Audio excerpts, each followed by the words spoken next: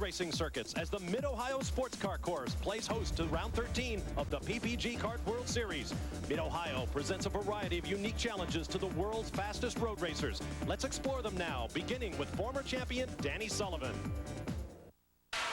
In my opinion, Mid-Ohio is the most physically demanding track there is on a driver. This place is tight, it's narrow, it's twisty, there's ups, there's downs, lefts and right. It's very tough. And with the tightness of the field and the tightness of this track, passing is at a premium. You have to be very, very aggressive. You might not win the endearment of the other drivers, but you might just win yourself a race. Gary? Well, Danny, with all of those numerous elevation changes and 13 turns, all of the drivers agree. This track is as technically demanding as any they run on. You simply don't get a chance to relax. Now, to get the utmost out of your car, you have got to trust your own skills and your machine over terrain where the sight lines are often limited. It's a great challenge. It can be a lot of fun, provided you don't make a mistake or you encounter another driver who has. Jack? Well, Gary, the traditional finish line is over behind that bridge, but we are a mile away at the starting line at Mid-Ohio. It's over a mile up through a straightaway, around what they call the keyhole, and right down in this area, why? So that all the cars can be 2x2 and side by side. Jim Swintal is the chief starter for Kart. What do you look for at this start? Well, we're going to be looking for some restraint coming out of the keyhole there because of this long straightaway, about halfway between them and me. Mr. Herta is going to get on the gas. Mr. Zanardi is going to follow him as close as possible. They get to the line either side by side or in grid order. Bob? In the end, what it's all about is the championship, the PPG Cup, and $1 million bonus. With 5 races remaining, just 24 points cover the top 4 men in the standings. Alex Zanardi, Paul Tracy, Gilles de Ferran, and Michael Andretti. And if Greg Moore and Scott Pruitt can win a race, they'll be back in the thick of it, and they've won 3 times this year between them. But Mid-Ohio is not a track that gives up a victory easily. In the last 10 races here, we've had a yellow flag on the first lap 7 times. It's a puzzle to be solved, and the time to solve it is now.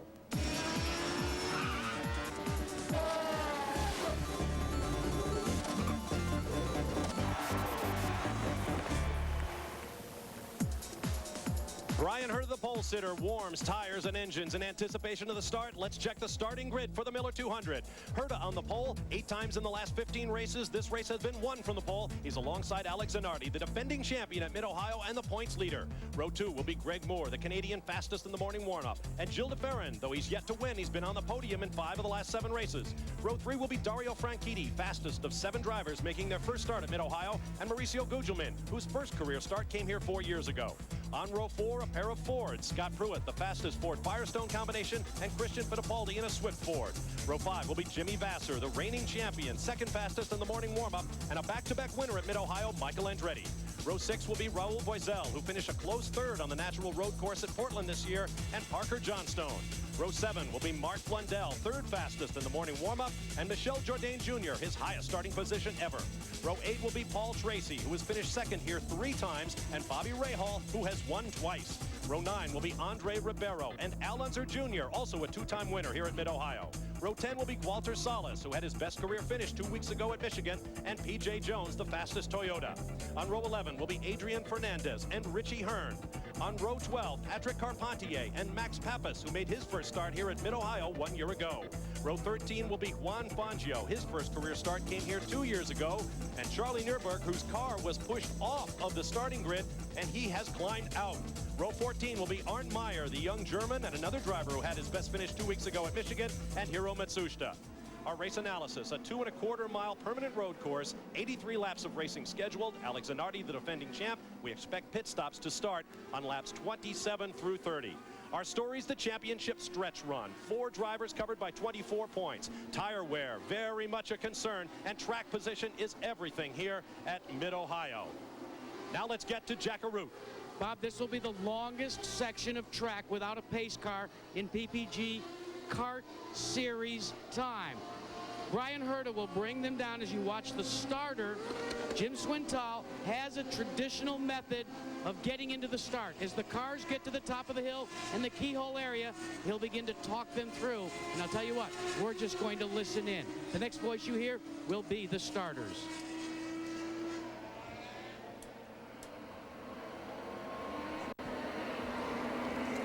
Okay, let's see what we can do here. Pairing up good. Pairing up good. Be patient. Be patient. Be patient. Be patient. Okay, let's go. Let's go. Let's get going. Let's get going. That's a good one. The green flag waves. We are underway. You're on board with Dario Franchitti from the number 5 starting spot.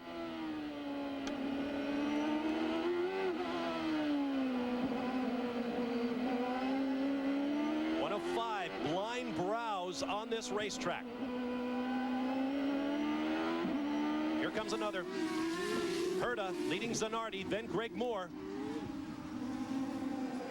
Another brow onto one of the faster parts of the racetrack. And Patrick Carpentier has already spun. But it's in the nature of permanent road circuits that you can spin and not hit anything, hopefully to get back into the race undamaged.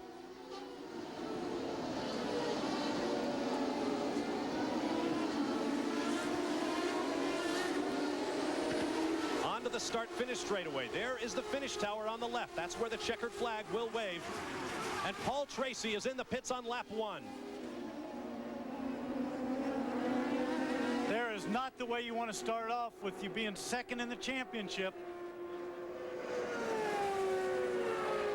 Bryan Herta at top speed in excess of 190 miles an hour. There is Zanardi and the battle for third. The blue cars. Greg Moore on the left. Gilles de Ferran on the right. And Dario Franchitti right in there as well. Bryan Herta, of course, is getting what he wanted at the start. Was a clean start, be able to get away and be able to dictate the pace, which he was so anxious to have.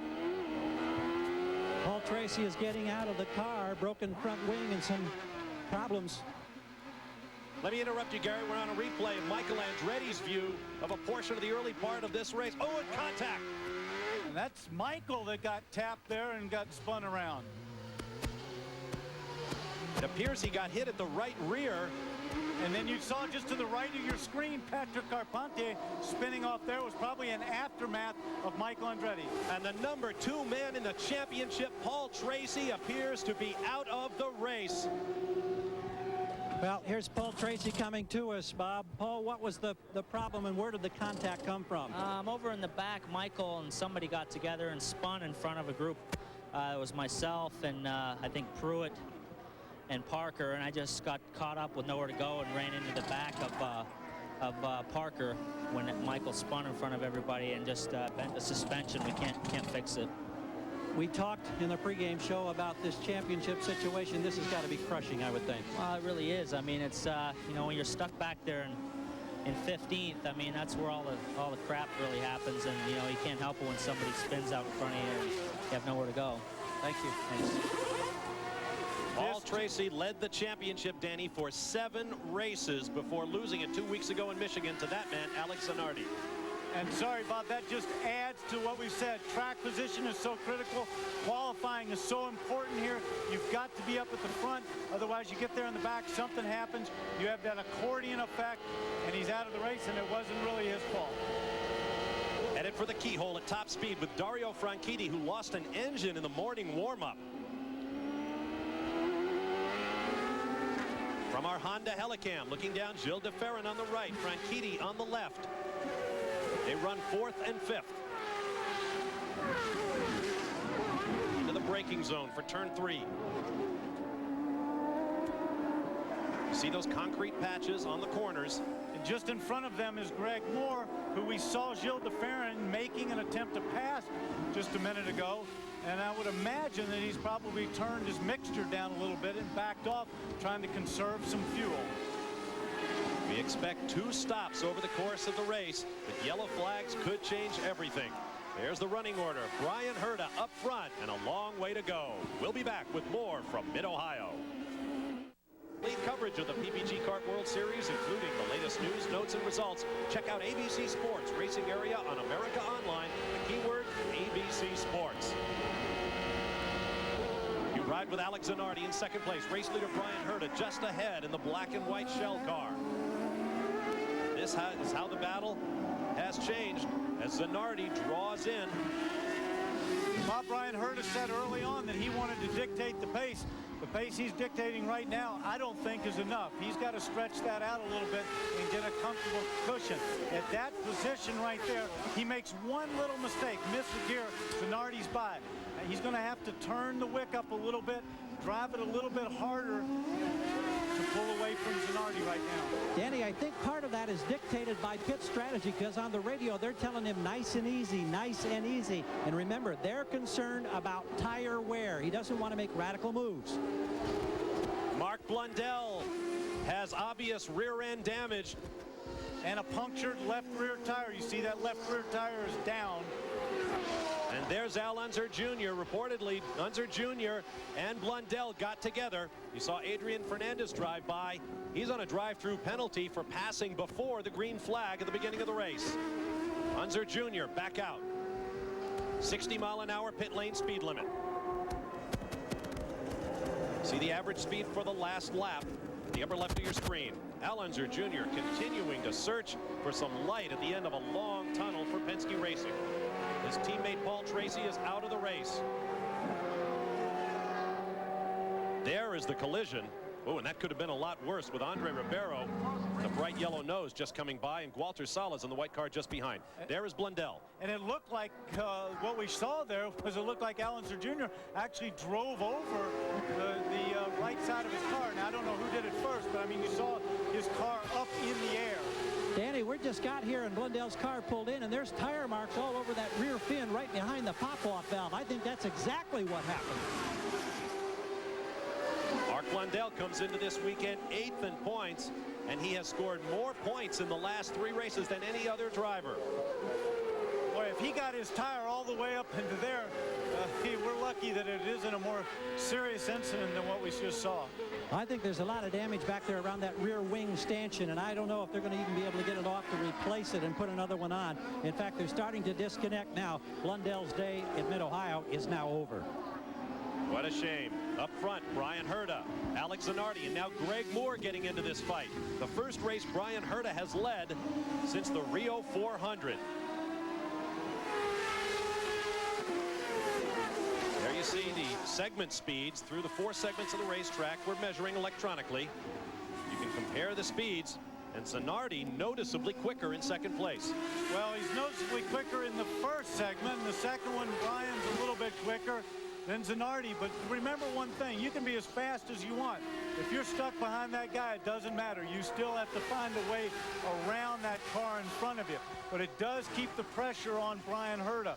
What he's trying to do here about driving conservatively, you want to keep those rear tires underneath you. You've got so many slow corners. If you wheel spin them off or use them up, as your fuel load lightens, the car will go loose, and you won't have any tires to be very racy at the end of that fuel load. Mark Blundell is out of the car. Gary Gerald is there. Mark Blundell, no luck whatsoever. Did you see any of that coming up from behind in your mirrors? Well, yeah, unfortunately for us, we had a little bit of a problem under power, and the engine just sort of cut out, or something was making the power get reduced. And it was unfortunate. I think Al just went into the back of us. With, you know, no fault of his. We just broke down under power, under load. And looking over here on the rear of the car, they quickly just dumped a lot of water. Several buckets came over the wall. Apparently some body work back there around the left rear was very hot, but they've got it under control. Glad you're all right, Mark. Thank you. Thank you.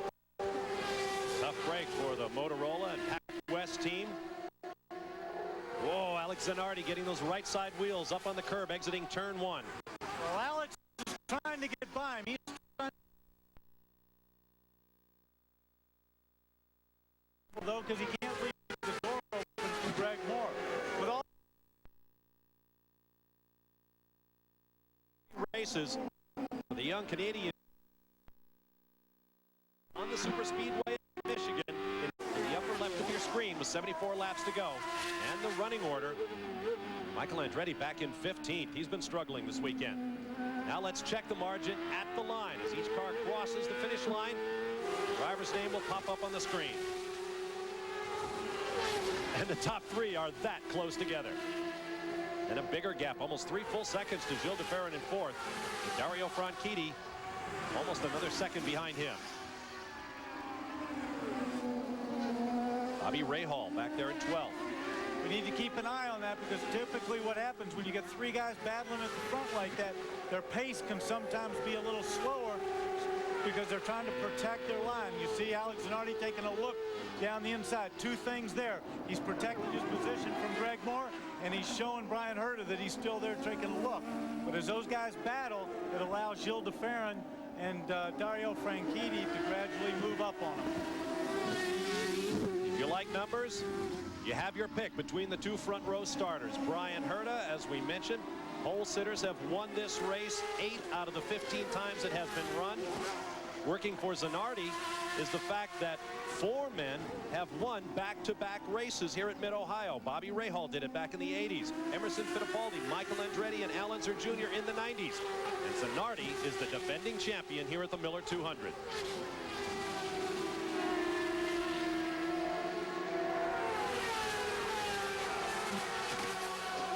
This spot right here is one of the 2 good safe spots, if there are any on this track, to pass, because you come up a long straightaway.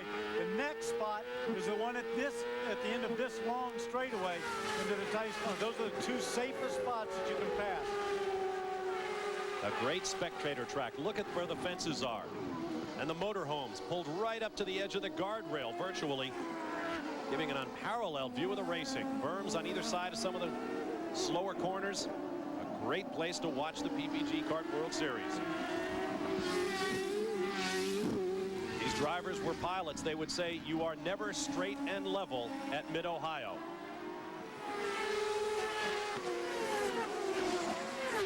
Through the Vale and then uphill.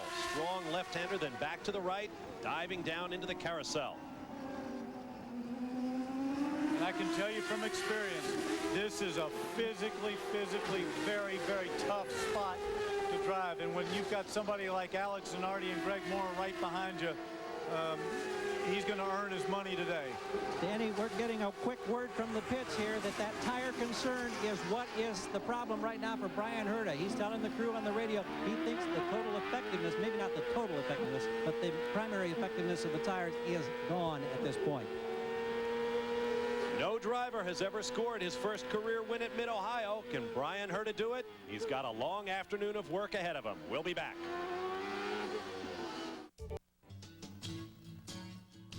Junior situation. Remember, he was involved in that contact that eliminated Mark Blundell. He brought the car in. They changed all 4 tires. They checked all the suspension. Everything looked good. They promptly sent him back out. Al was wondering what went wrong, why Blundell slowed. He, of course, told us it was engine related. As for Brian Herta, meanwhile, he's reporting some push now. We talked about the tires, the fact that he's on the softer primary compound for Goodyear. I'm sorry, the softer option tire. They have primaries, the harder, more durable compound on the wall. The question is, when does that first pit stop come, and will they make that change at that time? Let's go to Jack. Gary, under normal circumstances, Chip Ganassi is chattering all the time, back and forth with his driver, Alex Zanardi. That is not the case today. The only transmission that has taken place since the drop of the green flag on the radio was when Paul Tracy dropped out of this race. The one thing that Ganassi said to his driver is, Tracy is out. There was no confirmation from Zanardi. He continues to run second. But Bob Varsha, points are important. It could be that Zanardi's running for points today now that his chief competitor, Tracy, is behind the wall. Good thought, Jack. Now here's a look at the last lap for Brian Herta. You see the segment times. Those are in the white, and the average speeds at the speed traps. Fastest part of the racetrack at the end of the kink back straightaway at 189 miles an hour on that last lap. And keep in mind, the fuel load is still lightning. On the other hand, the tires are wearing. Ooh, Alex Zanardi got a twitch there. Right, and we're going to see them. They're going down into this place right at about 190 miles an hour. Right in here, those are the 4, 3, 2, 1. They go in there very deep on the braking. Up over this hill. Down into a very important section. Want to get out of here smooth. Now up over this tricky left, right down there, very fast. Slide it out there a little bit. Now back over the hill. You got to be careful not to get it sideways there. Big Mo crashed a car in qualifying right at that spot yesterday. I had the pleasure of taking a lap of Mid-Ohio with Chief Steward Wally Dallenbach in one of the PPG pace cars. It's not often you see old Wally smiling, but he had a driver's grin as he drove this racetrack. It is magic. Now back with Michael Andretti as he comes over one of those blind brows we were talking about. Here comes another. Andretti shown back in 15th place. On this shot, you can see over that brow, but from where Michael's looking, when you go up to that brow, you cannot see the other side or even part of the road that drops off on the other side.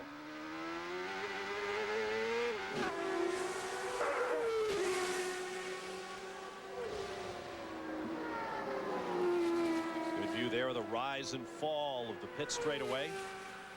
More of the same here on the run down, or up in this case, to the keyhole. Now let's go on board with Bobby Rahal, and I would guess this is a much more authentic look at what the driver sees. This is a lot more what the driver sees. See how it's blind there? Can't see where he's going. Now this is going to be tricky right here. You'll see this come out of this corner. He accelerates up over. See how blind it is right there? Back in comes a little light on there. Now look at this one. Can't see where you're going. Up over the other side. You just have to trust that they didn't take the road away from the last lap that you were there. Danny, the crew is telling Bobby Rahal that on his last 2 laps that he was faster than anybody in front of him. He's on that hard Goodyear tire, and you're wondering if that's starting to come into play Oh, now. look at Brian. Brian Herta's tire has shredded. His left rear is completely gone. It's beating the bodywork. See the little wing? And he could not be farther from the pit entrance. That is a huge blow. His day is run. He'll creep around, but with the way it, see that flap, just how it's coming over there, the tire, that's just beating the car up. You saw it beat the wing off. He knows he's got a problem. He's off. The tire engineers call that delamination. And delamination is followed by dejection here on pit road as the crew has just seen the replay. Oh, a massive tire down, much like what we saw with Michael Andretti at Long Beach earlier this year. Very much so, but that thing just came apart. Luckily, great control by Brian. See it beating the wing right there in front of him.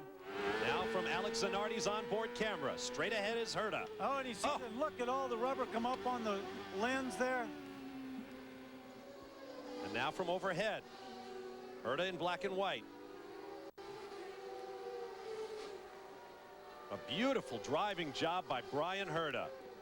At 27 years of age, one of the young wave of PPG Kart World Series stars. In fact, the men behind him, Alex Zanardi, the new leader, is just 30 years of age. Greg Moore, just 22. There is Brian Herta's team. How many times Bobby Rahal's team has been to the brink this year? Recall running out of fuel with a lap to go at the Rio 400. And now Alex Zanardi. Herta's misfortune is Zanardi's good fortune. And we have a full course caution. Twin yellow flags from the flag stand. Just before that incident involving Brian Herta, P.J. Jones pitted his car for new rear tires. He too is on Goodyears. Zanardi pits from the race lead. Full course yellow, they're going to take advantage of it. Greg Moore also in from second. Gilles de Ferran in as well. Jackaroo. And guys, Alex Zanardi almost missed his pit. You know, Zanardi historically has had a little bit of difficulty finding his pit position. They are in an uphill area. They've changed 4 tires in 9.6 seconds. He's away and almost collects the 20 car, and that would be Raul Boisel. Meanwhile, Bobby Rahal is... Whoa, Gary, excuse me. Up here at the end of pit road, Gilles de Ferran has spun as he almost got collected with the 99 car. That would be Greg Moore. And now de Ferran, who was running in third at the time, is spun and stalled at the end of pit road. De Ferran pits very far down the pit road toward the exit. That allows the driver to get on the power quickly and stay under that 60-mile-an-hour speed limit before he reaches the blend line. Bob, let me tell you exactly how that happened. What happens on this pit road is it's wide, but it still has its narrowing tendencies at the end of pit road. Track position is so important here that all of the drivers know they must get in and then get back out as quickly as possible. Not to the end of pit road, but to get out in front of other cars. That's what happened to Gilles de Ferran. He tried to beat out Greg Moore, saw Moore in the mirror at the last minute, and had to spin the car to avoid collecting Moore, who was already up at 55 miles an hour, exiting the pits. Another dramatic twist, this time involving Gilles de Ferran. We'll step away and be back to Mid-Ohio after this message and a word from our ABC stations. Dear Dave, we were coming home from the track. Opportunity to commiserate with the fans after a left rear tire exploded and dropped the race leader out of the event.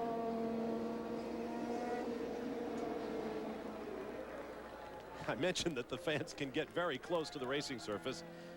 Now you're on board with Alex Zanardi as we await the restart. Excuse me, Jimmy Vasser's car. Jimmy had a long pit stop. We'll have more on that in just a moment. There is Bobby Rahal. Mid-Ohio could be considered a home track for Rahal, who lives, as I mentioned, about an hour south.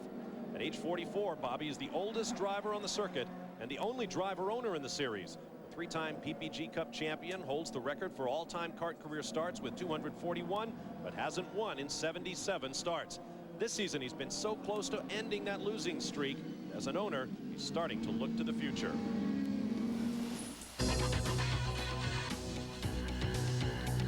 1997 has been an emotional year for the man behind Team Rahal. There was the heartbreak of Rio, where Bobby ran out of fuel one lap from his first victory since 1992.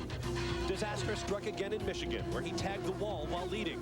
But even if he doesn't win again before climbing out of the car for the last time, Rahal is comfortable with the idea of retirement. I never looked at my being a driver as being the end. Motor racing's been my life, and I'm not going to race till I'm 50 years old or 55. In fact, I think my retirement is on the horizon. Rahal is vague about the exact date of his retirement for one simple reason. When he does stop, he wants to be sure he has driving completely out of his system. All too often, drivers retire and then they get frustrated and they come back, or there's nothing for them. They haven't prepared themselves, and so the only thing they know is to drive, and then they end up looking worse in the end than if they just stopped it. So that's one issue. Another issue is I have to do what's right for this team, because this team is more important than any one individual, and that includes Bobby Rahal, the driver. You know, I have to do what's right for me, but what's right for all the people in this team. So my retirement date's based on all these factors, and it's coming, but exactly when I can't tell you.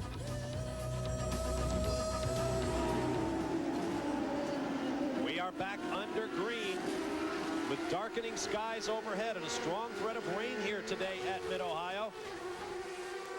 There is Christian Fittipaldi. Bobby Rahal on that long pit stop sequence moved up to 7th place. A look back from Dario Franchitti's car. That is Christian. Coming up behind Fittipaldi is Scott Pruitt, and then Rahal. A look forward. Franchitti just ahead of him, Greg Moore, Alex Zanardi, and Mauricio Gugelmin, who did not stop under the yellow flag.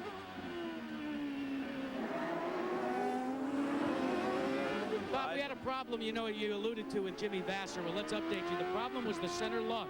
The wheel nut got jammed as they changed tires. It took them all of 40 seconds to just dislodge that wheel nut. They did make the tire change, but thank goodness that pit stop was under caution, or it would have been disaster for Jimmy Vasser.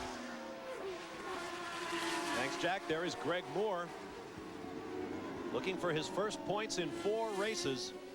The order is Gugelmin, Zanardi, Moore, Franchitti, Fittipaldi, Pruitt, Rahal, Boisel. Michel Jourdain Jr. has come from 14th at the start all the way to 9th, and Andre Ribeiro runs 10th. We ride with Dario Franchitti. This is the keyhole turn. Leading on to the longest straightaway, and of course the best opportunity pass has a little kink right there in the middle.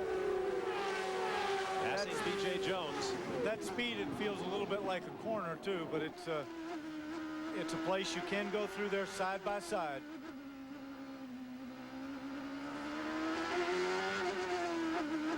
Now here's our fuel window examination. You see Mauricio Gugelmin did not stop under the yellow flag. That's the little yellow mark over laps 20, 21, 22. Alex Zanardi, Greg Moore, and Dario Franchitti behind him did stop and then ran 3 laps under yellow before we went green. They've had 2 green flag laps, and thus they have a long way before they hit their pit window. Brian Herta has finally finished that long walk back to the pits. Gary is with him. Brian, such a long walk and such disappointment. Did you have any indication that tire wear was going to lead to what happened there with that virtual explosion of the tire? No, not at all. And to be fair, I'm not really sure it was a tire wear related problem. It could have been a puncture or something like that. You know, there's a lot of focus on the tire wear going into the race, and I have to say that my Goodyear tires were holding up really well for me. I mean, much better than expected even, and this is just an unfortunate thing. I think we probably got a puncture or something. There's nothing you can do about it. How big a gamble did you think you were taking by sticking with that when the boss man and your teammate was staying on the tire? Well, like I said, I didn't think it was that big a gamble, and without seeing the data, I don't know exactly what happened, but obviously big disappointment, and we've got a little audio problem down here. Thank you, Brian. Bobby Rahal trailing Scott Pruitt, 6th and 7th. Christian Fittipaldi just ahead.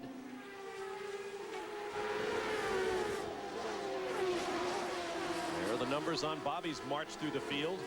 A 2-time winner at this racetrack in consecutive years. A man who was a pretty safe bet to win at Mid-Ohio just about any time out. I remember him in the sports car years, coming out and winning in Porsche GTP cars. The old International Race of Champions used to come here to Mid-Ohio, and your money was on Rahal.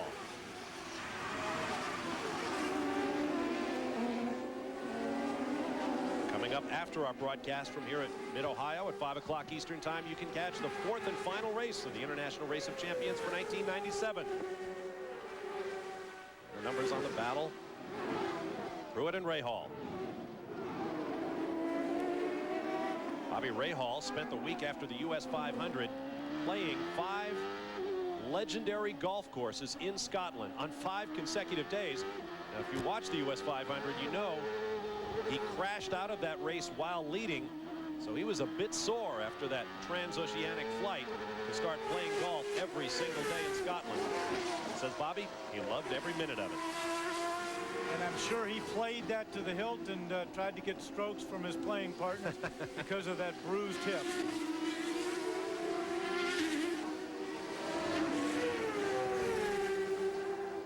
Look at that ultra fast turn 1.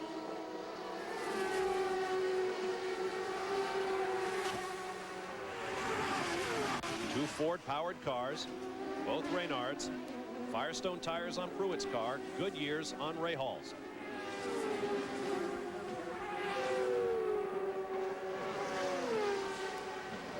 Rocketing down the backstretch up to 190 miles an hour, then hard on the brakes, deep into the braking zone, and climbing uphill to the left and diving down. 5 races remain of the 1997 championship, 3 of them on permanent road courses. Today at Mid-Ohio, next week at Road America in Elkhart Lake, Wisconsin, and then Laguna Seca in September. The street circuit at Vancouver and the super speedway at Fontana, California, the only other circuits we'll see. Mauricio Gugelmin is now in Jackaroo. And Bobby hit his marks exactly. They're going to take a full tank of fuel, so they've got plenty of time to change all 4 tires. It will take longer for the fuel.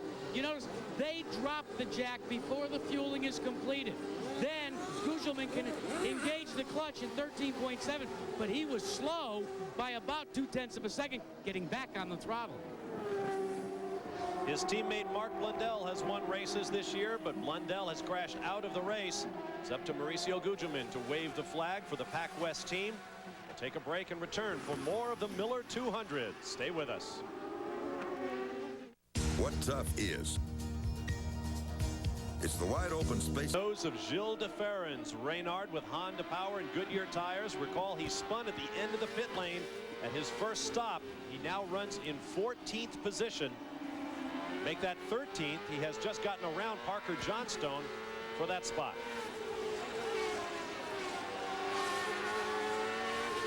You can see just what a challenge it is to get a grip around Mid-Ohio. And two other drivers who've had troubles early on, Michael Andretti and Al Unser Jr., who dropped way back with a spin and an early pit stop, are the next guys in front of Gilles de Ferran. You see Michael there in the black car, Al Jr. right there in the red and white, and the blue and white car of Gilles de Ferran. Parker Johnstone and Jimmy Vasser. That is for position 14th and 15th. Down to Gary Gerald. Steve Myers represents Goodyear. And Steve, what we're trying to do is follow up apparently a little mystery. Brian Herta's crew reporting that they thought the effectiveness of his tires was gone. Then we saw the delamination on that rear that put him out of the race. Have you been able to learn anything, or can you tell us anything about what may have happened? We're looking at the rear right now. We assume it was some type of puncture. We haven't seen any kind of problems with any of the rears, throughout the weekend. So we assume it's probably some type of debris. But as soon as we get the tire back, we'll have a chance to take a closer look at it and determine exactly what happened. But at this point in time, we assume it was some type of puncture. Any problems in delamination of tires for your company and your drivers this weekend? We're seeing a little bit of tearing on the front tires, which we're noticing during a normal pit stop. Doesn't appear that it's affected their normal routine as far as when they would have normally stopped. So we're monitoring that very closely, obviously, during the race. And a lot of the teams are going to the primary tire, which is a more consistent tire.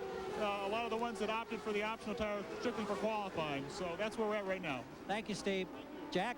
Well, Gary, the litany of frustration for Adrian Fernandez continues here at Mid-Ohio. What put you out? Well, at the beginning, I have a black flag. I passed PJ on the start. It's I didn't really calculate exactly the timing of the line. And then we were running okay. We had the black flag, but we were making position. Then we have a few problems in our pit stop. And then at the end was a misfire that we couldn't find out at the end, and that was what put us out. Adrian, this has bin a season that I'm sure you and Tasman would love to forget. Nothing seems to go right for you this year. Yeah, it's nobody has gave up. Everybody's doing their best effort, and we're trying to be as calm, as patient as we can. But it hasn't been easy. We've been trying to work with a lot of people, and they're doing the best effort. But it's not our year, so we just have to try to keep going and keep charging, and we'll see next year. Thank you, Adrian.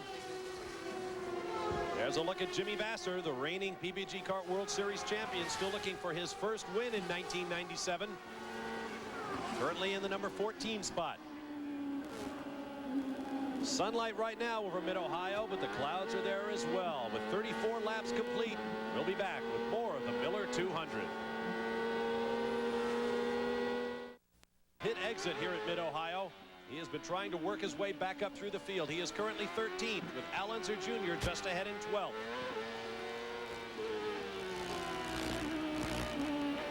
And of course, that happened with the yellow situation. Let's not forget, he spun. There was a yellow pace car was going around. He did not lose a lap. Even by the time they turned him around, got him restarted, he got back out to the back of the pack. And Al Unser Jr. has a problem. He's going way too slow to enter the pits at that speed. And fluid out the back. And it appears that both Penske cars are now out of the race, as Roger Penske still seeks his 100th win. That's just throwing all the water right out there. It appeared to happen very suddenly as well. De Ferran just flew by as Unser suddenly slowed. Well, typical Al Jr., professional, knew he had a problem, pulled to the side, left the line there for Gilles de Ferran, and I believe Jimmy Vasser. Now from Gilles de Ferran's in-car, that's Unser Jr. just ahead, and there it is. And that's lucky for Gilles de Ferran that Al got over there to the left, that he didn't have to follow him, because that liquid would have gone down and possibly made him slide off onto the grass on the right. See the consistency of the fluid spray on the lens of the camera. Roger Penske there on the left in the white shirt. As Al Unser Jr., victim of another DNF in 1997. You think this place is physical? Look at little Al. He's been working. His 7th DNF of the year.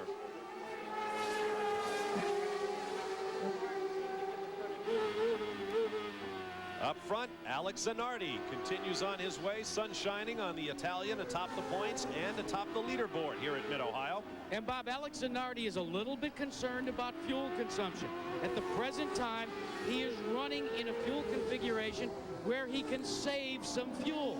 But he's being counseled by his crew chief and also the guy that calls the tactics, that would be team ownership Ganassi, that if Greg Moore should close and get to the rear decklet or to the rear wing, he should go to fuel position 4, burn more fuel. It's more important to stay out front than to get past and save some fuel. Let's check Alex Zanardi's lead. There is Greg Moore in second, 4.2 seconds behind. About the length of the run up to the keyhole. Let's also not forget one thing. Everybody stopped under the yellow except for Big Mo Gugelman. And he Danny, stayed to the normal stage, so he's back in the pack, but he's got to only make one more stop, we think. And Danny, you're absolutely correct. And let me tell you, everybody on pit road has not lost that fact either. They are very concerned. That's why a lot of them are trying to exercise a lot of fuel conservation. Gugelman may be in the back of the pack right now, but through attrition and multiple pit stops on pit road, he could find himself back in the front. These guys have got to pit 3 instead of 2 times. Mauricio Gugelman currently 16th. Bobby Rahal picks up another spot, going around Scott Pruitt into 5th. And what I saw there too was Scott was really breaking deep. He got smoke coming off the right front. He won't like that because it will flat spotted that tire a little bit. I think what we're seeing here is that Bobby Rahal is on the harder compound, so as it goes longer in the run, he's able to have a better, more consistent car. Working with his hands very close together on the wheel in the carousel. Gary Gerald in the pit lane. Al Unser Jr. watching other cars go by. Al, have you ever had to work harder to gain positions? You got yourself up to the top 12 after a variety of problems, ultimately the engine. Yeah, we think what happened was when I got up on Blundell there, you know, climbing up on top and coming down, we damaged one of the side pods. We really feel that put a hole in the radiator right then, and all my water went away. Blundell apparently had motor problems and lost power. There just wasn't room for you to do anything to take evasive action? Yeah, no, I mean, I tried. You know, he quit running right as he crested over the hill, and I was trying to get underneath him. And I ended up climbing his left rear. You know, I almost made it because I didn't get my front wing at all, but, you know, there's about that much room between the tire being wider than the front wing. And I just climbed up on top of him, and, you know, I was very lucky to come out of it the way I did. And tell me about the tire wear. And everybody trying to conserve tires, you were on the option for Goodyear. What kind of wear were you getting? I was getting pretty good wear, actually. You know, we didn't... the tires were not going off near as bad as we thought they were going to, you know, but, you know, the Marlboro car was running real good, and we lost the water. Thank you. Gilles de Ferran leads Jimmy Vasser 12th and 13th here at the Miller 200 with 41 laps complete. And Bob, one of those guys that's trying to get excellent fuel consumption is Gilles de Ferran. After that problem at the end of pit road, Derek Walker has calculated that de Ferran needs to get 2 miles to the gallon. That's the way they're doing their fuel mapping right now. Right now, de Ferran has the lead over Jimmy Vasser, 12th and 13th. Alex Zanardi leads the race. We'll be back after this message and a word from our ABC stations. Swift Ford on Goodyear tires being hoisted over the tire wall. He came to a stop at the back corner of the racetrack. After climbing out of the car, he's receiving some assistance from the fans. Remember, he's working with that still healing right leg that was broken. You can see the crease in his pants from the brace that he still wears to drive. Climbed out of the car, walked over to the fence, handed his driving gloves to a young fan, making his day. Meanwhile, up front, Alex Zanardi having things all his way here at Mid-Ohio. He is the race leader and points leader.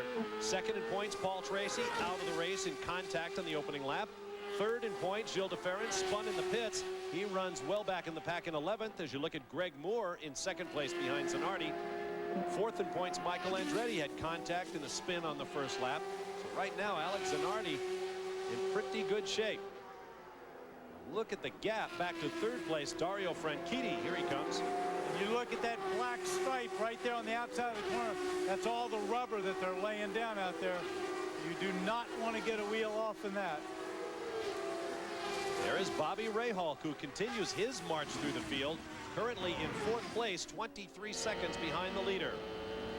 Let's check out who's at home watching young Dario Speedwagon. His mom, sister, brother, cousins, 2 grandmothers, and lots of friends representing Scotland, Spain, Italy, America.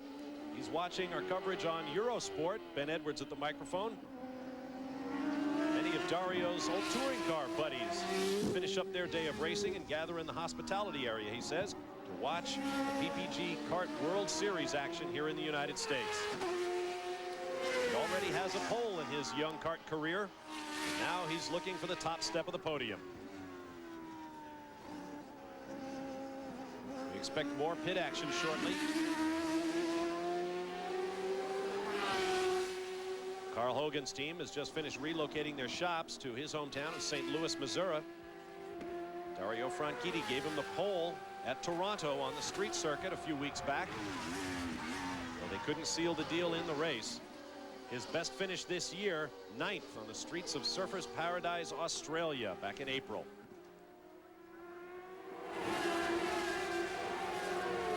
Notice the green car on the right of your screen. That's Michel Jourdain Jr. from Mexico. His best qualifying position in this race, and here's his march through the field. From 14th, he is up into 7th place, by far his best drive of the year. And he was so excited after Friday that he had qualified high enough to be in the fast session for Saturday. He thought that was, and it is, a big accomplishment. Sponsored by a big Mexican food company. They threw a big party here in the paddock this weekend. I understand the eating was fantastic. Dale Coyne says his young driver will be back with him next year to continue to develop the Peyton Coyne racing effort. Of course, the Peyton in Peyton Coyne is NFL legend Walter Payton, who is here this weekend as well. Right now, Jourdain is bottled up behind young Arndt Meyer, who was a lap down. Best finish ever for Michel Jourdain, 12th earlier this year at Portland, Oregon. Ride with Michael Andretti, 10th place. He too is one of those drivers in danger of slipping out of the championship fight. In the keyhole, big traffic. Andre Ribeiro now behind Meyer. Jourdain has gotten by. That was a big help for Jourdain that Arndt Meyer did not let Ribeiro by. He just gave him that little cushion. Look at Walter Salas taking a look down the inside. That's Salas in the white car. You're on board now with DeFerrin. That's Michael Andretti just ahead. Salas just ahead in the white car in front of Andretti. Now here comes Jimmy Vasser by. He went right around the outside over that hill, right over Gilles DeFerrin. DeFerrin dropping back to 12th. This track is so critical when you run on slower cars. They can really determine the outcome of positions and the race over the years.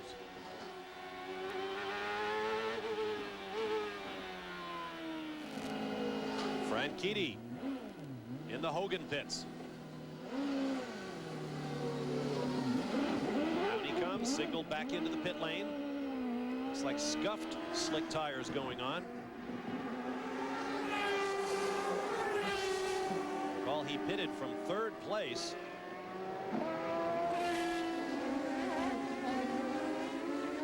While the battle continues back in the pack. Michael Andretti to the right in the black Swift, just ahead of Jimmy Vasser, 10th and 11th. And Gilles DeFerrin now back in 12th.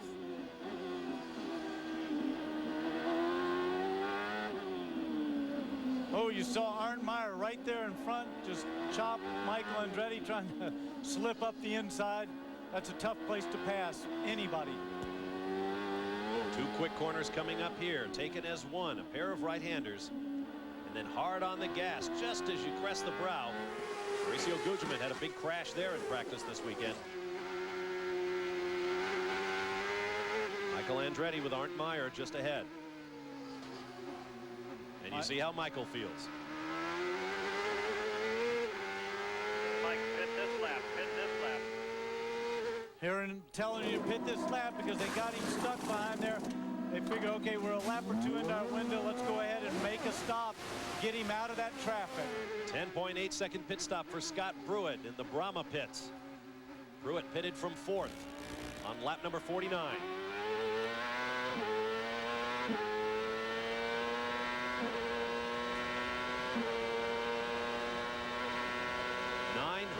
Horsepower plus through a sequential gearbox. Vassar under Meyer. DeFerrin around the outside of Meyer.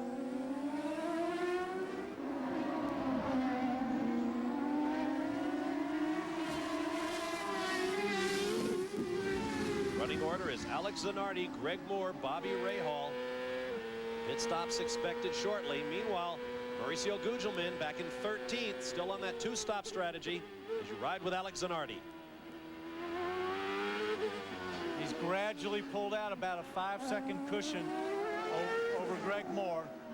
Each lap in the lead by a member of the Target Chip Ganassi Racing team means a $25 contribution to the Target House at St. Jude's Children's Research Hospital in Memphis, Tennessee. You can see there on his hands the little white on the knuckles. That's a little patch. But see how it's starting to turn color and get darker? That's just from the sweat. That shows how hard he's working. And Zanardi pits from the race lead on lap number 50. 60-mile-an-hour pit lane speed limit. Up comes the visor to get some cooling air into the helmet. And now the key, Bob, is that the crew has to go to work. Zanardi hits the marks perfectly, so it's a minimum amount of time. Also another, looks like Greg Moore is in, Gary. Yes, indeed. Routine service. Richie Hurt just got out as he came in. And Zanardi's away in 12.6 seconds, Gary. He's the first of the front runners back out. Oh, waiting for fuel, waiting there they get it. That turned out to be a 17.9 second stop. That's not what the Players team wanted. And Bobby Rahal comes sweeping past Alex Zanardi into the race lead. Zanardi on cold tires. And with a full load of fuel, and he's just come out of the pits, Bobby Rahal would have had a run through turn 1 there, been carrying about 140 miles an hour out of that corner. Or pit Jill action. DeFerrin is on pit road as you take a look from the overhead camera. They're going to try and clean out the radiators.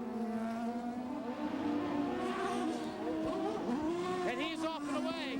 Now what they did is they took a view of their pit stop from an overhead camera to determine just exactly what they wanted to have done.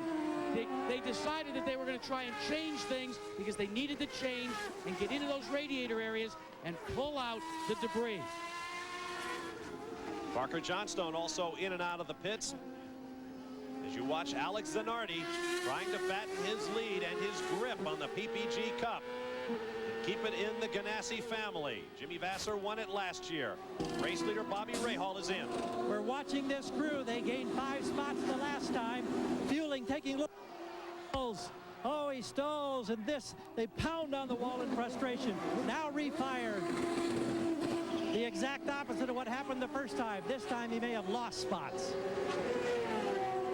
At 60 miles an hour, Bobby Rahal heads for the pit out. When he hits the blend line, he'll be hard on the throttle and bringing 900 horsepower to bear. We'll be back to Mid-Ohio.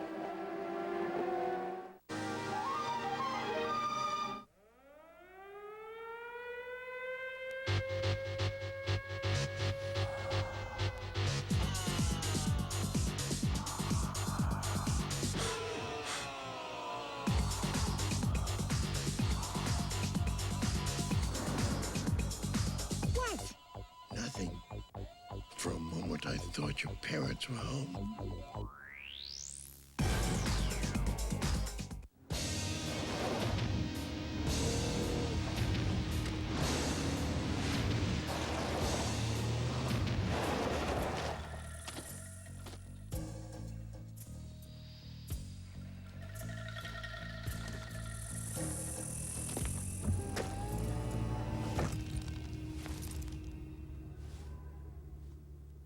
Passport. Yes.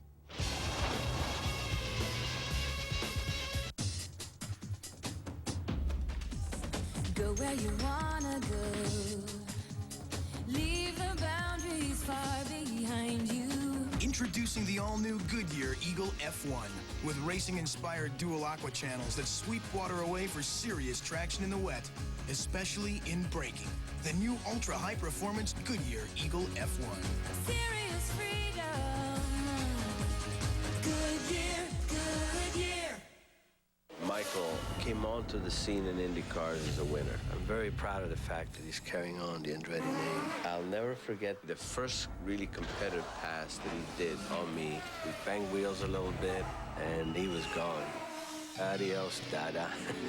The Andrettis rely on the same Haviland Formula 3 motor oil you can buy right off the shelf. That's my boy. And for your cooling system, get Haviland Extended Life Antifreeze. Back at Mid-Ohio, the battle continues for third. Dario Franchitti right there, followed closely by the red and white car of Mauricio Gugelmin. Our race summary after 54 laps, Alex Zanardi the leader, clicking off laps at a green flag race average of 116 miles an hour. Cars out of the race, Christian Fittipaldi, Al Unser Jr., Adrian Fernandez, Brian Herta with an apparent punctured tire in the most spectacular fashion. Juan Fangio the second among them as well. Incidentally, our sympathies go out to Dan Gurney and his wife Evie on the death of Dan's father last Wednesday. Today's stories we're following the championship stretch run. Alex Zanardi having things all his way. Second in points, Paul Tracy is out. Third in points, Gilles de Ferran back in 11th. Michael Andretti ninth. Greg Moore is in second place. The only real threat to Zanardi's points lead at this juncture. Tire wear really hasn't been much of a problem, with the exception of Brian Herta's exploded left rear. And track position, well, as ever at Mid-Ohio, it has been everything. The man we're going to be watching as regards track position is Mauricio Gugelmin, who is out of pit stop sequence with the rest of the field and currently runs fourth right there in the middle of your screen. Yes, and we're going to have to wait until right at the end to see how this plays out, because there could be another yellow that could give the other guys an advantage, or is Big Mo's 2 stops really going to pay off? Down to Gary Gerald in the pit lane. Christian Fittipaldi with a long journey back. Was it gearbox related that put you out? What was the problem? Yeah, something in the gearbox broke. I just lost drive in my car. That was it. How was the tire wear on your Goodyears? And again, you were on the softer, the option compound. I was on the softer on the first stint. It wasn't perfect, but the car was hanging in there. At least I wasn't losing ground. And I knew that when I went for the second stint, things would have gone a lot better for me, as they did, because I was on a much harder tire.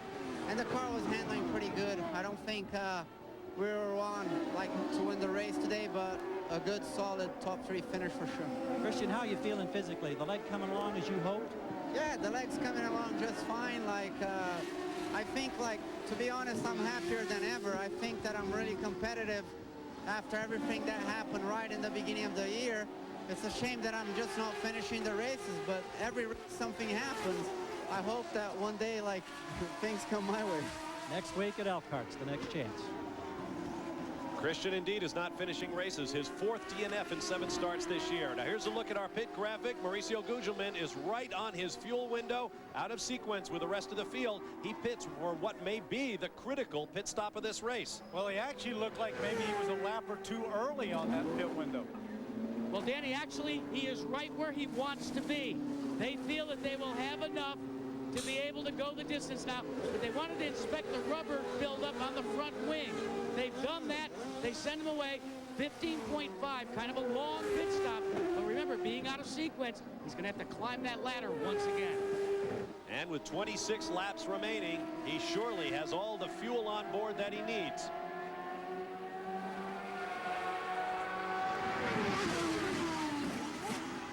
Correction, 28 laps remaining. There's the view from our Honda Helicam. We'll take a break and return as Mauricio Gugelmin gets back up to speed. Stand by for more from the Miller 200.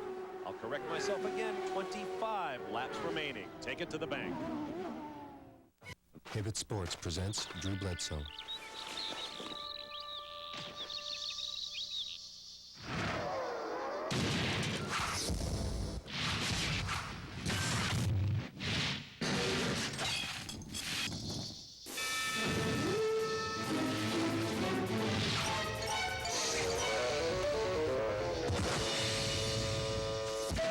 when they run patterns. Nike Cross Training available at Hibbett Sports. The Floor Store. Quality products, professional installation, and pricing that won't be beat. Let Steve and Travis show you what the Floor Store in Corbin can do to help beautify your home. Select from Aladdin's many styles of tightly knit, long-wearing carpet at only $8.99 a square yard. Robin's solid oak hardwood flooring at only $2.99 a square foot. Of course, Bob Barcia along with Danny Sullivan, Gary Gerald, and Jack Arute with you for the Miller 200, 13th round of the PPG Kart World Series for 1997. There you see the battle for third. Dario Franchitti, his best race of the year thus far. Scott Pruitt, though, just behind, barely a half second, perhaps less now, as Pruitt draws a bead on the young Scotch-Italian driver. Now let's talk about our race leader, Alex Zanardi. More on that, here's Jack Arute. Bob Barcia, here's what Team Ganassi has devised as a strategy for the remainder of this race. They are going to try and go 32 laps on a 35-gallon tank of methanol. That means they do not intend to come back onto pit road for the remainder of this race. How are they going to do it? They're going to short shift. They've changed the fuel mapping on the car, trying to get that Honda engine to conserve as much fuel as possible. Chip Ganassi has made that call, Gary Gerald. It remains to be seen if this team can go 32 laps. And Jack, we're hearing a lot of crews making the same call. Conserve, conserve, conserve. One team that doesn't have to make that decision, however, now is Gerald Davis's team. Walter Salas pulled to the side. He has electrical problems. They don't know. Obviously, he can't get back to the pits. Big disappointment after the youngster had been running solidly in the top 10. Looking back from Dario Franchitti's car. Downshifting for the long right-hander at the carousel. Scott Pruitt closing up.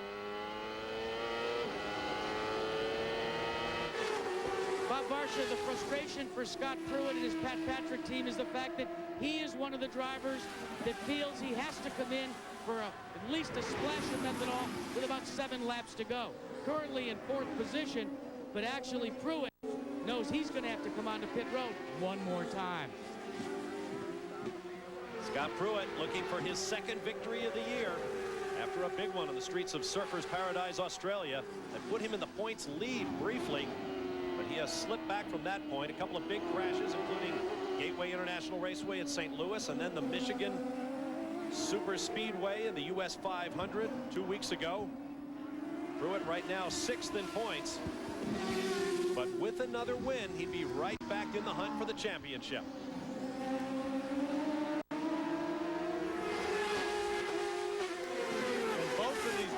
Desperately want to get by Arndt Meyer, but they're struggling to do so. He's running a very good race. He's not really holding him up. They want to pass him at the end of the straightaway, which is the safest spot, and they can't get by, which tells me that they've got that fuel mixture turned way down, trying to conserve fuel, consequently less horsepower. Here's one of the spots that they'd like to take a pass on him, but they're not close enough. So they'll try to close in here in this corner and take a run at the end of this next straightaway. Franchitti draws up on Arndt Meyer. Meyer shown in 15th now, 1 lap down to the race leader. Franchitti delicately under braking for the uphill right-hander, and then a quick left. And now it is Scott Pruitt who must deal with a slightly slower car, not much slower. And Dario Franchitti really, as a driver, enjoyed to see that, because Arndt Meyer is now going to give him a little bit of a cushion. Saw a little puff of smoke. That probably is where the car just bottoms when it comes down there and touches that bottom of the touches the road, gives a little puff of smoke. Pruitt did get by him. I think Arndt Meyer probably realized that they were racing for position, or his pit crew told him that they were racing for a position to go ahead and let him by. Danny, let's update you on a change in strategy on pit road for the leader, Alex Zanardi. He was slowing down too much. So Chip Ganassi and his crew have decided, hey, let's go back. He asked Alex, can you go faster? He said yes. He says, good, then go like hell. Time to go win the race. Still plenty of laps to go. We'll be back to Mid-Ohio after this message and a word from our ABC stations. This Ford Fact is brought to you by Ford and your Ford dealers. Have you driven a Ford lately? A modern-day Indy car is what's known as a ground effects car, meaning that the air that travels underneath produces a significant amount of downforce, holding the car to the road and increasing cornering speed.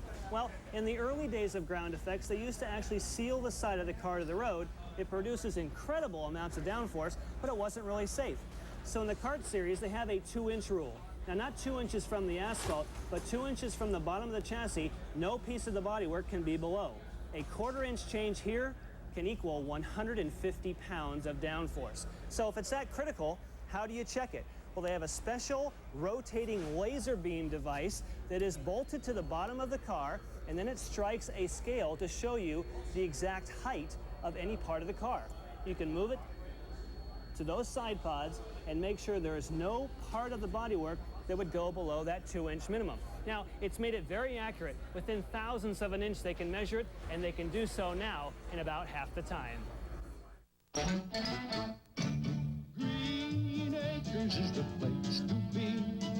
Farm living is the life for me. I just adore a penthouse view. Darling, I love you, but give me Park Avenue. The chores. The stores. Fresh air. Times Square. Ford Explorer. It's at home anywhere. Introducing the 1997 Miller Lite stock car. Sure beats other sedans.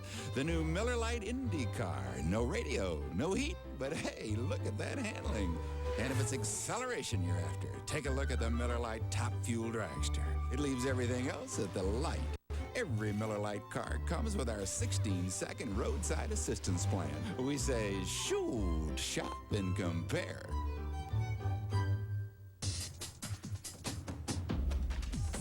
Go where you wanna go. Find the road you've never taken. This is the tire that changed driving forever. The all-season Goodyear AquaTread with the advanced deep groove aqua channel that sweeps water away for serious traction in the wet, especially in braking. Goodyear AquaTread. Serious freedom. Goodyear, Goodyear. Michael came onto the scene in Indy cars as a winner. I'm very proud of the fact that he's carrying on the Andretti name. I'll never forget the first really competitive pass that he did on me. We banged wheels a little bit, and he was gone. Adios, Dada. The Andrettis rely on the same Haviland Formula 3 motor oil you can buy right off the shelf. That's my boy. And for your cooling system, get Haviland Extended Life Antifreeze. Back at Mid-Ohio, pretty glum Walter Salas sits on the infield along with a massive crowd here at Mid-Ohio. His race has been run. There you see the hillsides absolutely packed with spectators. Now let's take a look from high overhead. If you wonder what a blimp turns into at Miller time, here it is. It's an airplane called the Miller Eagle. The most unusual eye in the sky on sports television. It's been giving us some great shots here today. This particular shot is the battle for third place. Dario Franchitti at the bottom of your screen has it. Bright yellow machine of Scott Pruitt wants it. Plenty of marbles building up off the racing line. And that tells you that they're throwing off a lot of rubber, so they are eating up those tires. Even though everybody says that the tire wear is not as bad as they expected, they're still throwing off a lot. Beautiful part of Ohio here. Virtually dead center in the middle of the state, Lexington, Ohio. Not Kentucky, as I've been known to say in the past.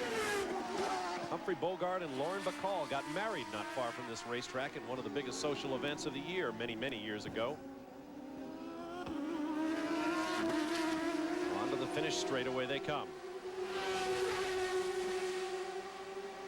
Another terrific race from the young Scottish driver for Carl Hogan. Their pole at Toronto came to nothing when he collided with Bobby Rahal at the first turn of the first lap.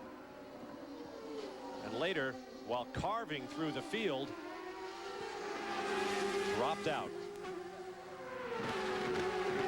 Bob, here's another spin now on pit strategy from pit road involving one of the contenders, Greg Moore.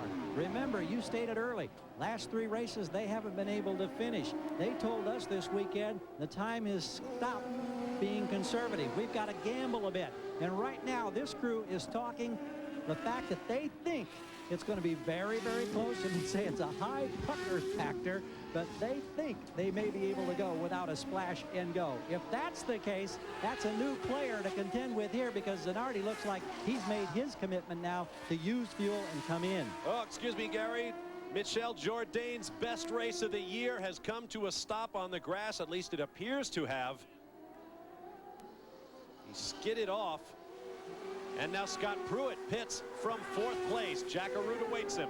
And Bob, Jim McGee made a call at the 11th hour to get it 1 additional lap, but Pruitt had already committed to pit road. The fueler will add the fuel. It is a time stop. Make sure they've got enough fuel to complete the distance. No tire change.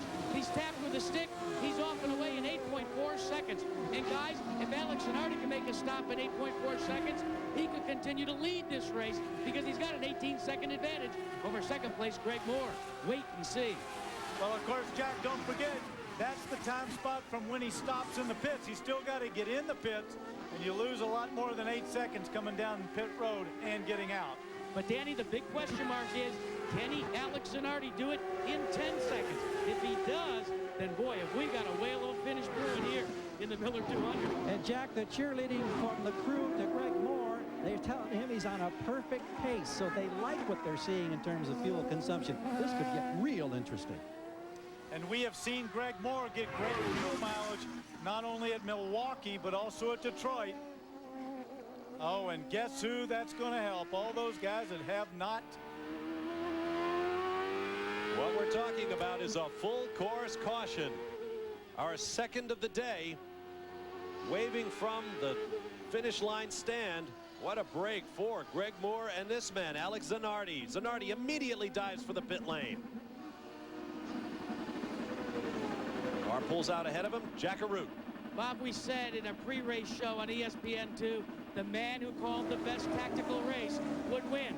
For Chip Ganassi, sometimes luck comes into play in terms of tactics. This yellow flag has given him the advantage. A 5.4 second stop, and Zanardi continues to lead.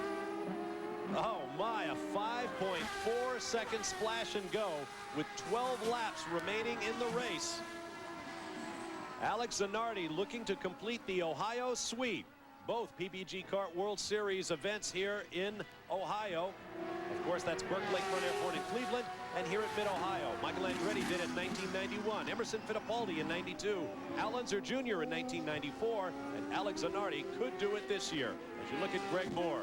Bob Barsha, I think it's interesting here. There's been no indication from Greg Moore's crew that they want him on pit road. Everybody stayed on this side of pit wall. Franchitti comes in meanwhile. Tony Brunetti had just told him that he was on a perfect pace. The yellow helps them conserve fuel, so they may stay out for position. Yes, but one problem they've got is that Zanardi put fuel in, so when they do go green, he can run 100% rich. Greg Moore might not be able to do that. Dario Franchitti has taken fuel and tires, and the Hogan crew did it in 11.4 seconds. A great time. We'll be back to sort things out. First, it won a U.S. patent.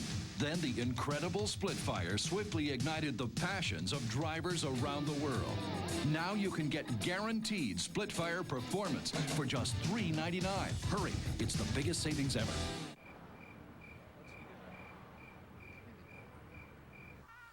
We make changes day and night to increase performance. And after winning the PPG Cup Championship, racing tradition dictates we make one more.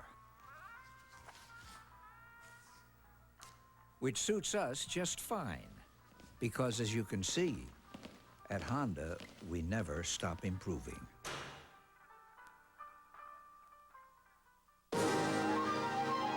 It's abuse. There's no other word for it.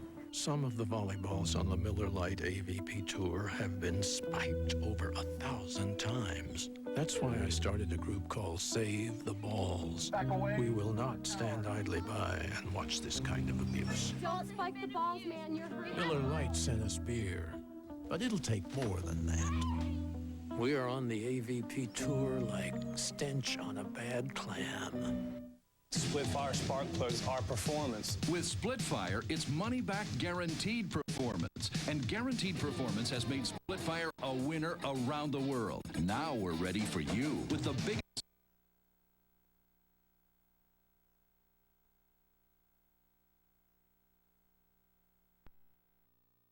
rings.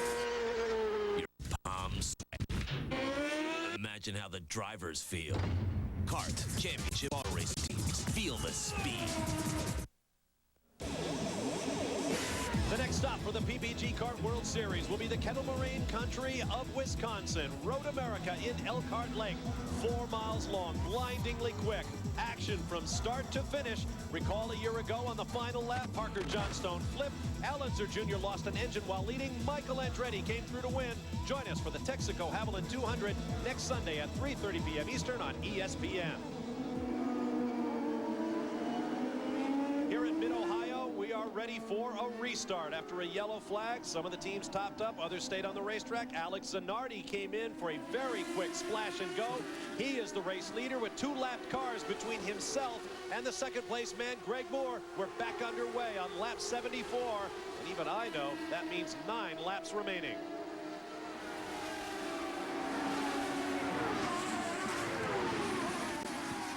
Arndt Meyer and Parker Johnstone in the green and white car ahead of Greg Moore, who will be desperate to get past them. I didn't understand that one while Parker was really trying to block Greg in that particular position there.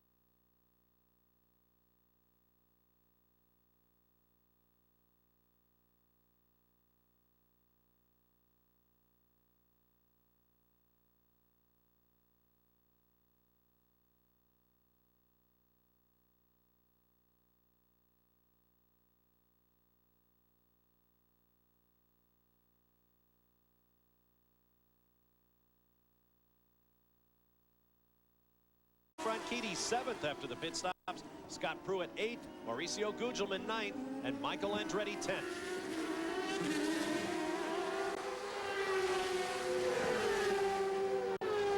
Through turn 1.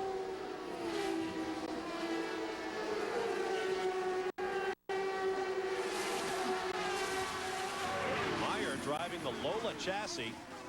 Just quick enough to give Greg Moore problems, but there Moore slides underneath in the keyhole with an assist from Meyer. Out of the way. Look at Alex Zanardi's average lap speed compared to Greg Moore bottled up.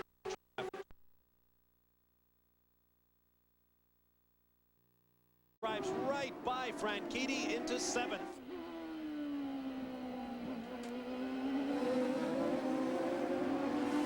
Very opportunistic move from Gugelmin, the Brazilian with Formula One experience. His 4th start in this race.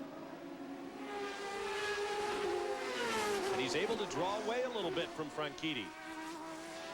Now 6 to go as Zanardi has already crossed the timing stripe. On board with Franchitti.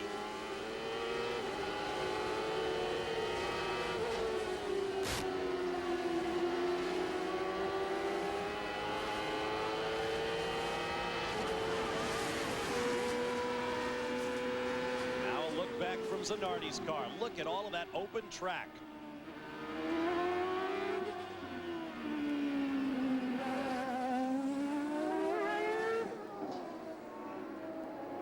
Checking the interval. There is Greg Moore. last 5 laps. Here's the way the interval has expanded or contracted. Most of that down to traffic. Traffic, and I believe that Zanardi's probably running his engine a little bit richer than Greg Moore, who had been trying to make something happen, stretching his fuel load. Zanardi, of course, came in, topped it up, and now he's able to run that with more fuel. 5 laps to go for Alex Zanardi. Same situation he was in Cleveland. He had fuel he needed at the end to run as hard as he could make the car go. And of course, we saw in that shot right there, there's Greg Moore in the light blue car, but right behind him is Bobby Rahal, and that is for a position. Bobby Rahal started the day 16th. He is now in 3rd and closing on Greg Moore. And we just checked with the Greg Moore camp once again, and they're conceding now they don't think they can run down Zanardi. So, Danny, you were spot on. Zanardi running real strong. It's not really a conservative mode for Moore, but he's trying to get points, something he hasn't had in the last 3 races. But he's got his hands full, obviously, with Rahal. Well, that's right, Gary. He better not be too conservative right now. He's got the Mid-Ohio Master right behind him, and he's got a good amount of fuel on board as well.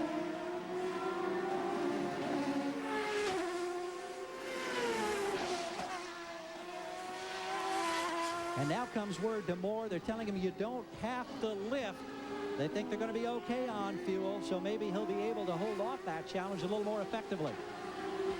The gap has come down once again, however, as Bobby Rahal tries to run down Greg Moore. And if the crowd had anything to do with it, you could be sure that Bobby would just blow right by Moore. Of course, there's 2 things that have to happen. He has to catch him first, and then he's got to be able to find a way around him. And in closing stages of a race, drivers tend to get very wide cars. Bobby Rahal using a little bit more of the track than happens to be paved. Look at that gap to Zanardi, 6.1 seconds.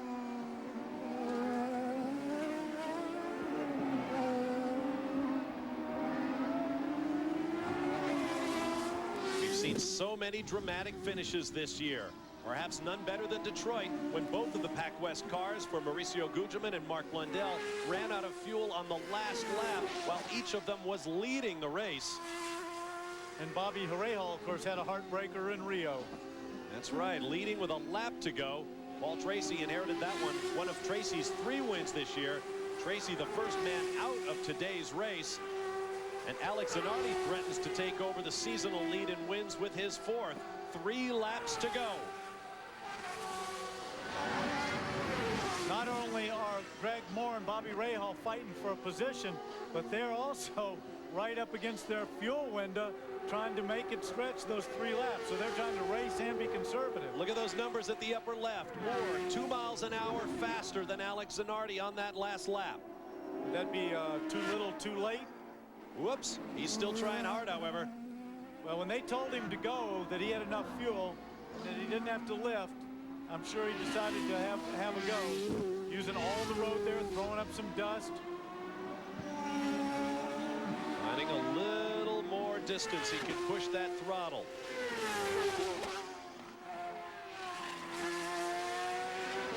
This morning, those of us here at Mid-Ohio were watching coverage of the Formula One World Championship, a victory for Jacques Villeneuve in Hungary.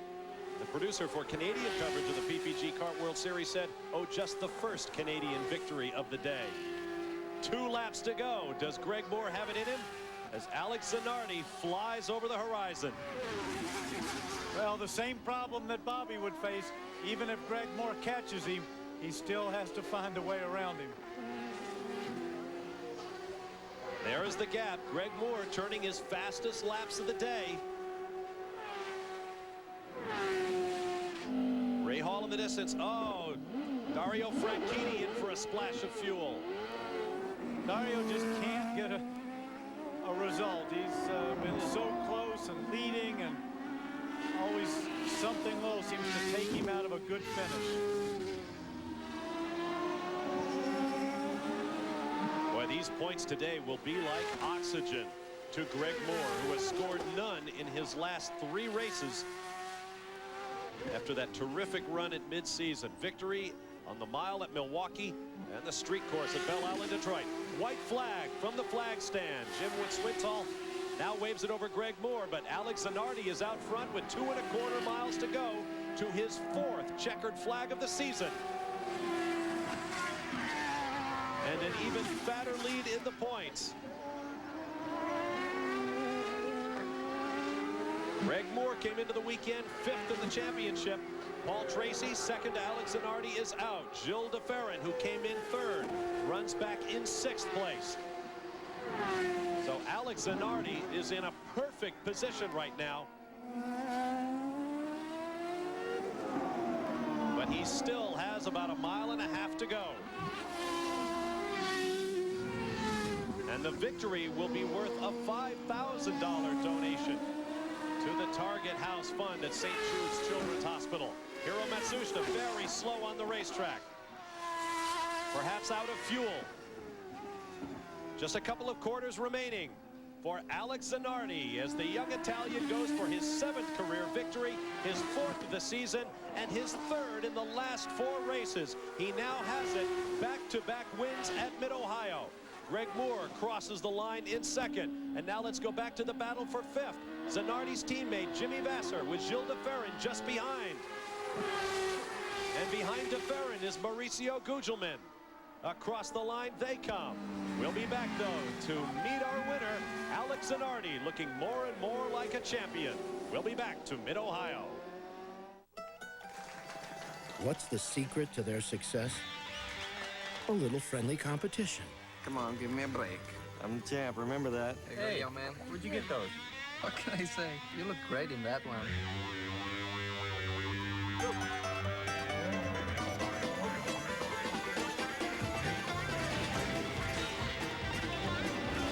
Arrivederci, Jimmy. You better step on it. I do like the view from back there.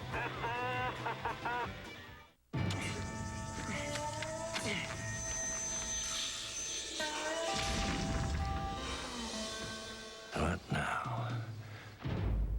You're using the wrong tool. Ford F-Series with the world's only standard 3rd door. And available new 5.4-liter Triton V8 for even more torque and horsepower. Now you got all your holes dug, huh? The new Ford F-Series. Built Ford tough.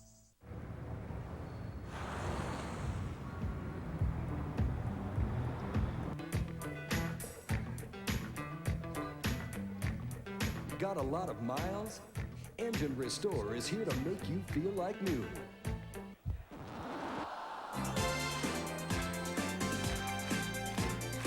Engine Restore will add compression and give you more power.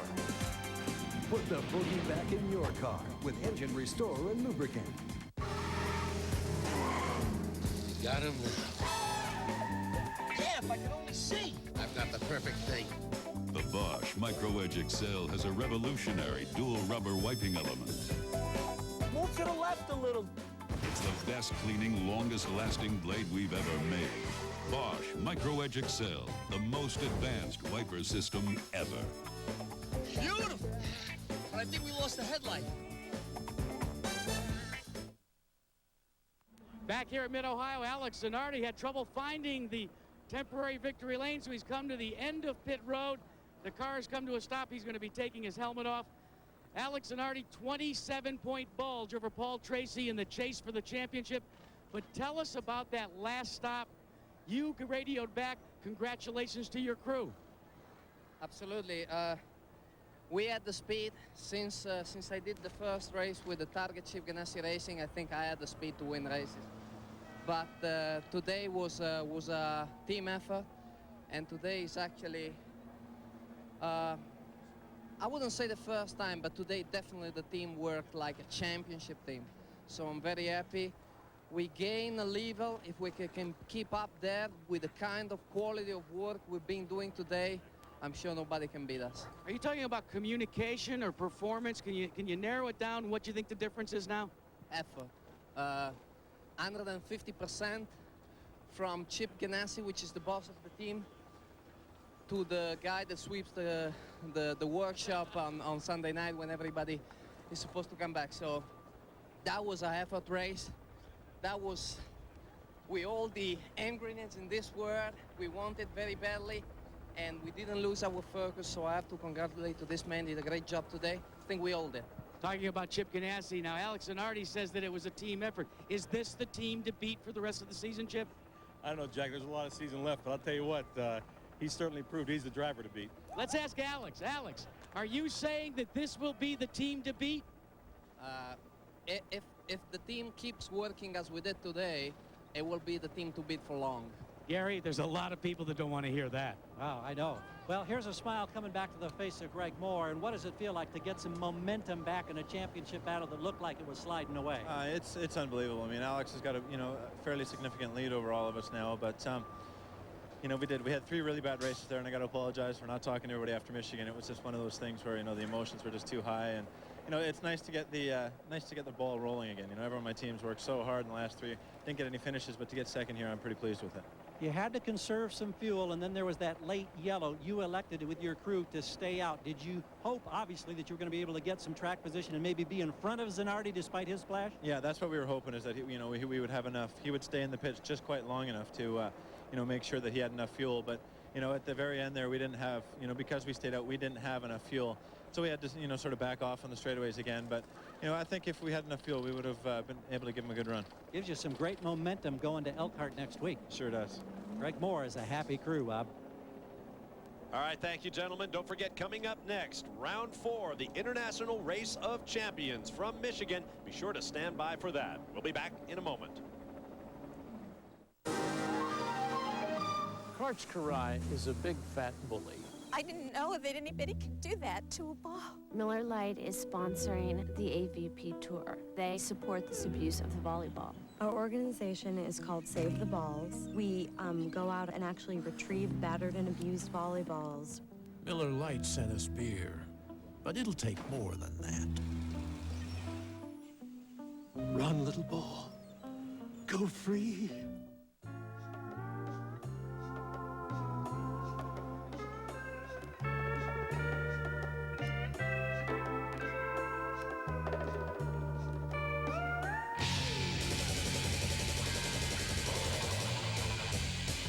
Introducing the all-new, more powerful, better handling Honda Prelude. Choose your accessories with caution. In racing, the engine is everything. What? It's the driver. A driver will never see a finish line without a great engine. The greatest engine will never see a victory lap without a great driver. At least they agree on Haviland Formula 3 motor oil, the same oil you can buy right off the shelf. And also try Haviland Extended Life Antifreeze. The engine's the first thing to the finish line. Not in Indy cars.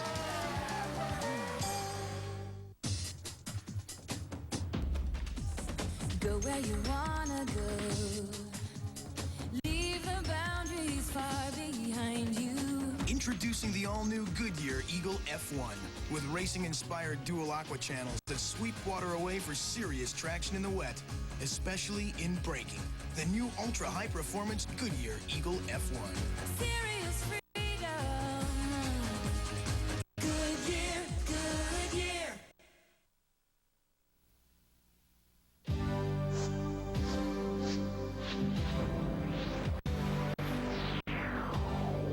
ESPN Speed World coverage of the Carton Miller 200 from Mid-Ohio is being brought to you by Miller Lite, who reminds you that anything can happen at Miller time.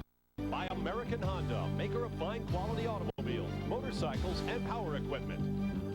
By Haviland Formula 3 motor oil. Add more life to your car. And by Goodyear, #1 in tires.